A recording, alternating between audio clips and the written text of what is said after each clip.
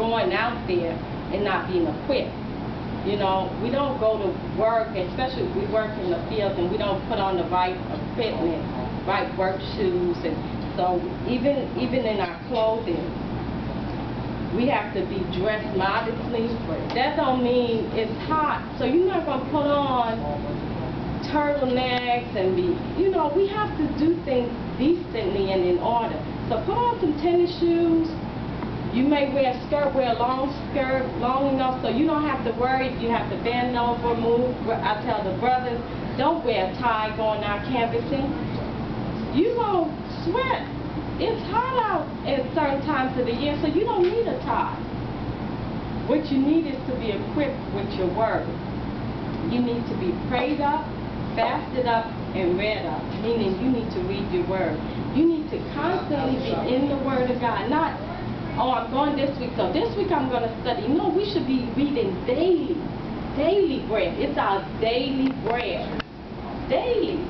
I mean, because if you don't eat for a few days, what's going to happen? What else going to happen? And what else going to happen? So you can't be effective. A person that goes out witnessing, they're effective. They're built up. They're strengthened, right?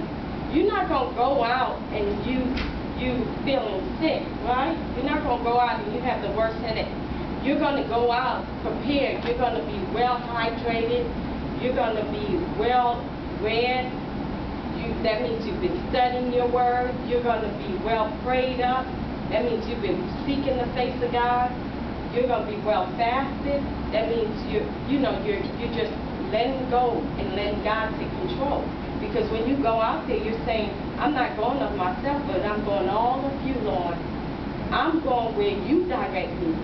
Lead me to the person that you want me to give a word to. Those people that need to be saved. We're not out there for form or fashion. I tell the young people, you're not out passing out these brochures just because. You're out here because it's important to God. Souls are important. And a lot of times we forget that because we've got what we needed. But if somebody did not go out reaching to us, we wouldn't be here today. A lot of times we get here and we get real comfortable. But that's not what God has commanded us to do. We really, really have to go back to the beginning. And I really am praying and constantly asking God, God, help me, you know, and help the people of God to get a mind to really be about souls, because that's where the difference is going to make. And to really love one another, because that's how do we show love to the unsaved? By taking the gospel to them, right? When they get here, do we stop loving them? No, by no means. You continue to love them. You continue to embrace them. Just because I don't know you, don't mean I can't love you. When we make heaven, we're going to be so encompassed around and about with so many people we never met before. But are we going to love them? We are. Because if we didn't love them, we wouldn't be there, right? Because if we can't love those that are right here with us, how are we going to love God, who we haven't seen? If I can't love you and I'm looking at you right now, how am I going to love God who I have never seen?